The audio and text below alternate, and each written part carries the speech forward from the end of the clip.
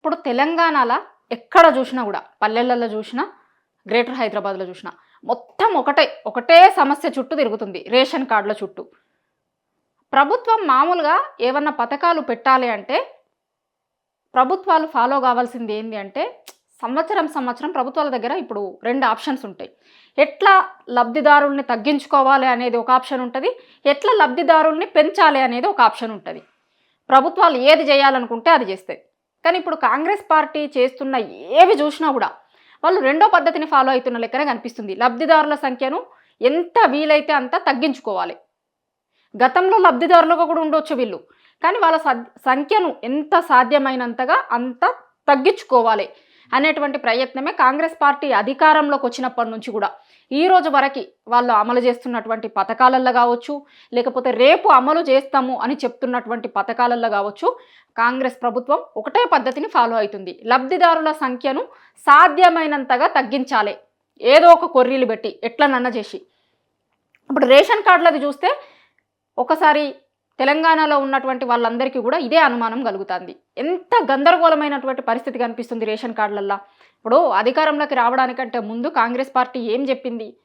అసలు 10 ఏండ్ల నుంచి రేషన్ కార్డులే ఇవ్వలేదు, చాలామందికి పిల్లలకు పెళ్ళిళ్ళు అయినాయి, వాళ్ళ పిల్లలు 10 ఏండ్లకు వచ్చిర్రు, ఒక కుటుంబం యూనిట్గా ఉన్నటువంటి వాళ్ళు పెళ్ళిళ్ళు చేసుకున్నారు, వాళ్ళకు వేరే ఫ్యామిలీలు ఏర్పడ్డాయి, వాళ్ళకు రేషన్ కార్డు లేదు, ప్రభుత్వం ఏమన్నా పథకం ఇస్తే కనుక రేషన్ కార్డు క్రైటీరియాగా పెడితే వాళ్ళు అసలు ఎక్కడికి పోవాలి అనేది కాంగ్రెస్ పార్టీ అధికారంలోకి రావడానికి ముందు వరకు మొత్తం అసలు రేషన్ కార్డుల చుట్టూ చాలా రోజులు రాజకీయాన్ని తిప్పే ప్రయత్నం కూడా జరిగింది.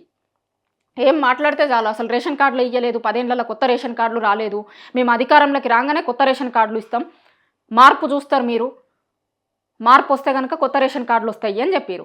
సో రేషన్ కార్డులకు సంబంధించి ఊర్లల్లో ఉండేటువంటి వాళ్ళు చాలా ఎదురు చూస్తున్నారు. ఎందుకంటే ప్రభుత్వం ఏ పథకం పెట్టినా కూడా దాన్ని కొంత రేషన్ కార్డులకు లింక్ చేస్తుంది. గతంలో కావచ్చు ఏదైనా సరే రేషన్ కార్డులతో లింక్ అయి ఉంటుంది అనేటువంటిది ఊర్లలో ఉండేటువంటి జనాలు నమ్ముతారు. రేషన్ కార్డుల కోసమని అంతే అదిగా ప్రయత్నం చేస్తారు. రేషన్ కార్డులకి సంబంధించి ఊర్లల్లో ఏదన్నా ఇట్లా ఒక సంతకం తీసుకుంటురట, లేకపోతే మీకు రేషన్ కార్డులకి సంబంధించి ఎవరైనా సర్వేకి వచ్చిరట అంటే పొలం పనులు చేసుకునేటోళ్ళు కూడా మాని దానికోసం వస్తారు. అంత ప్రాధాన్యత ఇస్తారు రేషన్ కార్డులకి ఊర్లల్లో. ఇప్పుడు రేషన్ కార్డులు ఇస్తాము అని చెప్పారు. ఎప్పుడు కొత్తగా ఇప్పుడు రైతు భరోసా ఉన్న రేషన్ కార్డులు 26 నుంచి స్టార్ట్ చేస్తాము అని మొన్న చెప్పారు కదా, క్యాబినెట్ సమావేశం అయిపోయిన తర్వాత కాంగ్రెస్ ప్రభుత్వం ప్రకటించింది. 26వ తేదీ నుంచి 2 కొత్త పథకాలను ప్రారంభిస్తాం, రేషన్ కార్డులు ఇస్తాం కొత్తగా, దాని తర్వాత రైతు భరోసా ఇస్తాము అని అన్నారు. రేషన్ కార్డులది అయితే ఎట్లా కనిపిస్తుందంటే రైతు భరోసా అట్లనే అంతకుముందు వాళ్ళు రుణమాఫీ చేసిరు కదా, సేమ్ టు సేమ్ గట్లనే రేషన్ కార్డులను కూడా చేసేటట్టు కనిపిస్తుంది. ఎందుకంటే రుణమాఫీ విషయంలో కూడా అసలు మీరు అర్జెంటుగా బోర్రి బ్యాంకుల దగ్గరికి బోర్రి 2 లక్షల రుణమాఫీ చేస్తాము అధికారంలోకి రాగానే అన్నారు. చాలా మంది దగ్గర చాలా ఊర్లలో రుణమాఫీ కాలేదు. ఎందుకు? సీఎం సొంత ఊర్లోనే, సొంత నియోజకవర్గంలో కాలేదు, సొంత ఊర్లో కాలేదు. 100% రుణమాఫీ ఎవరికి కూడా. ఇంకా రైతు భరోసాది చూస్తూనే ఉన్నాం మనం. ఇప్పుడు 26 తారీఖు నుంచి ఇస్తాము అన్నారు. అది ఎంత అవుతాయి, ఏమవుతాయి, 26 తారీఖు తర్వాత అసలు ఎవరికి రైతు భరోసా వచ్చింది, ఏమైంది అనేటువంటిది అదొకటి నడుస్తుంది. రేషన్ కార్డులది అయితే ముఖ్యంగా అర్హత ఉన్నటువంటి వాళ్ళందరికీ కూడా ఇస్తాం, ఎట్లాంటి ఇబ్బంది లేదు మీకు, అర్హత ఉన్నటువంటి వాళ్ళందరికీ ఇస్తాం అన్నారు. కానీ ఈ అర్హత ఏంది అనేదే అర్థమైతలేదు ఎవరికి కూడా. కొర్రీలు అంటారు కదా, గట్లనే ఉంది. అసలు ఏంది అర్హత? కనీసం ప్రభుత్వానికన్నా తెలుసా? రేషన్ కార్డులు ఇచ్చేందుకు జనాలకు ఉండాల్సిన అర్హత ఏంది అనేటువంటిది కనీసం ప్రభుత్వానికన్నా ఒక క్లారిటీ ఉందా అనేది అసలు అర్థమైతలేదు. ఎందుకంటే చాలా రోజులుగా రేషన్ కార్డుల కోసం జరుగుతున్న ప్రక్రియ చూస్తే, మామూలుగా కాంగ్రెస్ అధికారంలోకి వచ్చిన తర్వాత ఫస్ట్ ప్రజాపాలన దరఖాస్తు ఫామ్లు తీసుకున్నారు కదా, దాంట్లో అన్నీ అడిగిర్రు మీకు ఇల్లు ఉందా, ఇల్లు లేకపోతే. ఎందుకంటే ఇవే రేపు పొద్దున ప్రభుత్వం ఏం పథకాలు చేయాలన్నా కూడా దీన్ని క్రైటీరియాగా తీసుకుంటుంది. ఇందిరమ్మ ఇండ్లకు కావచ్చు, రుణమాఫీకి, తర్వాత రేషన్ కార్డులకు, వీటన్నింటికి దీన్నే క్రైటీరియాగా తీసుకుంటుంది. సో అందరూ జాగ్రత్తగా ఆ ప్రజాపాలన దరఖాస్తులు నింపుర్రి అన్నారు. చాలామంది లైన్లల్లో, క్యూ లైన్లలో నిల్చొని ఆ ప్రజాపాలన దరఖాస్తులు నింపిరు. దాంట్లో రేషన్ కార్డులకు సంబంధించిన క్వశ్చన్ కూడా ఉంది, దాని మీద కూడా అందరు నింపిరు. సరే, దాని తర్వాత ఆ ప్రజాపాలన దరఖాస్తులు ఎక్కడెక్కడ రోడ్ల మీద తేలినాయి, కొంతమంది హోటళ్ళల్లో ఆడ ఈడ మనం చూసినాం చాలా విజువల్స్లలో.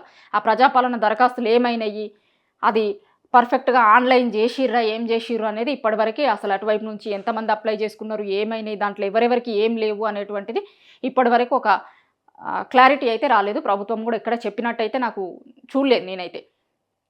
సో ప్రజాపాలన దరఖాస్తులు ఏమైనాయో తెలియదు.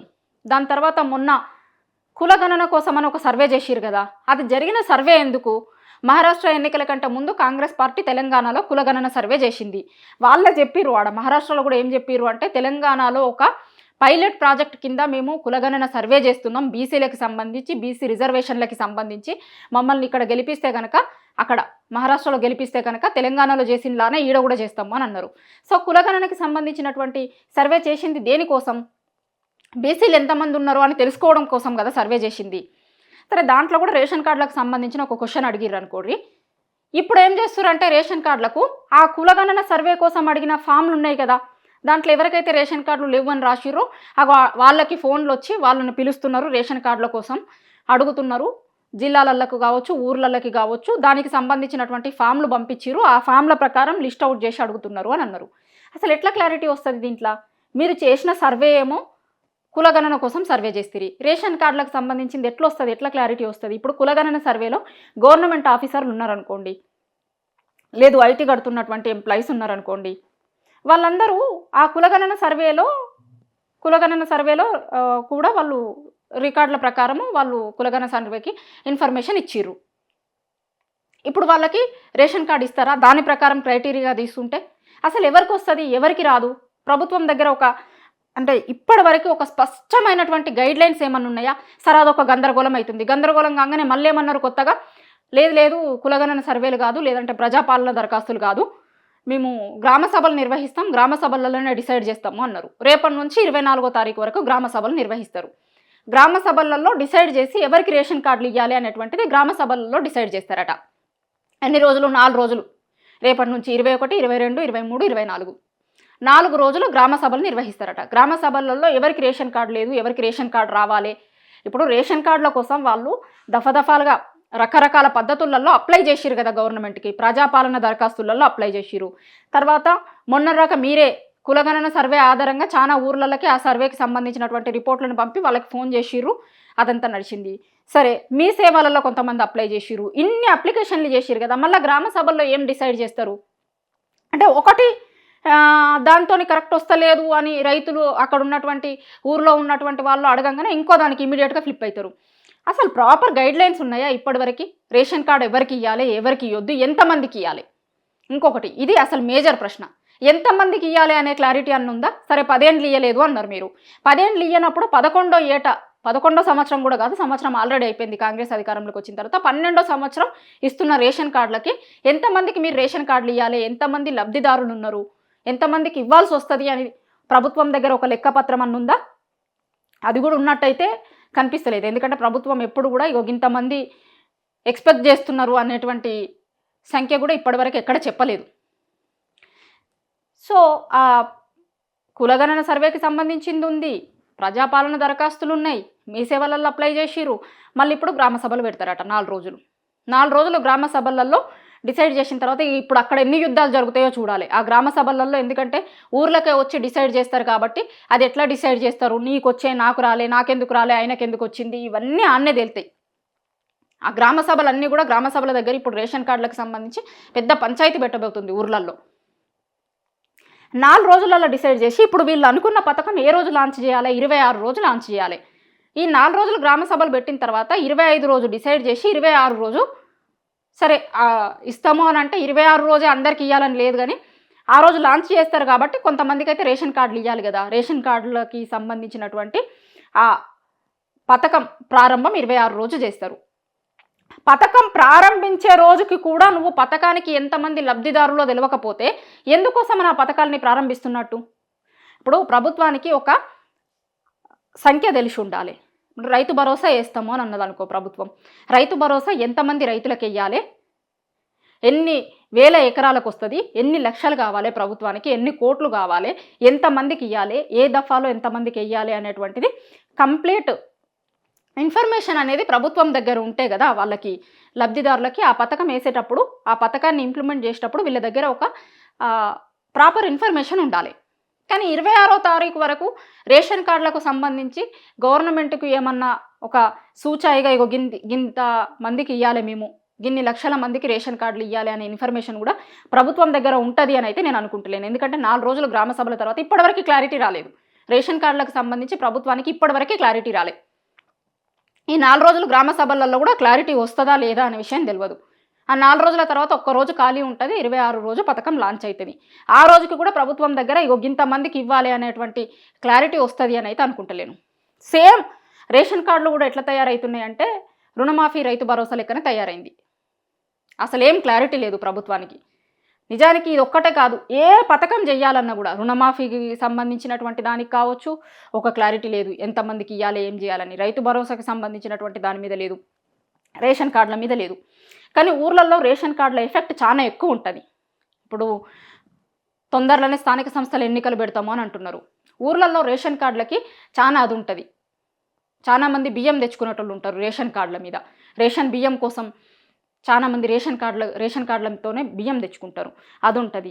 ఏ పథకంకైనా సరే ఇప్పుడు ఇక ముందు పెట్టేటువంటి పథకాలకి, ఒకవేళ ఇందిరమ్మ ఇల్లు ఇస్తామని చెప్తున్నారు వీళ్ళు, ఇంకేదన్నా పథకంకి, మొన్నటి వరకు రైతు భరోసాకి వాటికి అన్నారు ఒక కుటుంబంని యూనిట్గా తీసుకుంటాం, మేము కుటుంబంని యూనిట్గా తీసుకొని వేస్తాము అని ఒక ప్రచారం కూడా ఉంది. ఆ కుటుంబంని యూనిట్గా తీసుకోవాలంటే మళ్ళీ రేషన్ కార్డు క్రైటీరియా ప్రకారం తీసుకుంటాము అంటే కనుక దాని మీద.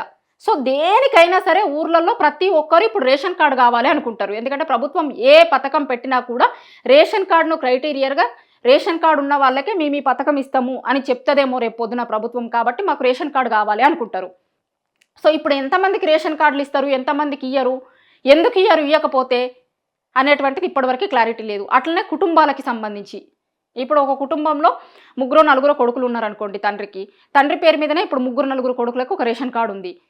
ఇప్పుడు కొత్తగా పెట్టే రేషన్ కార్డులలో ఆ 3-4 కొడుకులకు పెళ్ళిళ్ళు అయితే కనుక వాళ్ళందరూ ఒక కుటుంబంగా ఇంకొక రేషన్ కార్డు తీసుకోవాలి. మరి వాళ్ళ సంగతి ఏంది, వాళ్ళకి ఎట్లా రేషన్ కార్డు ఇవ్వబోతున్నారు, దానికి ఏమైనా గైడ్ లైన్స్ ఉన్నాయా, ఏం క్లారిటీ లేదు.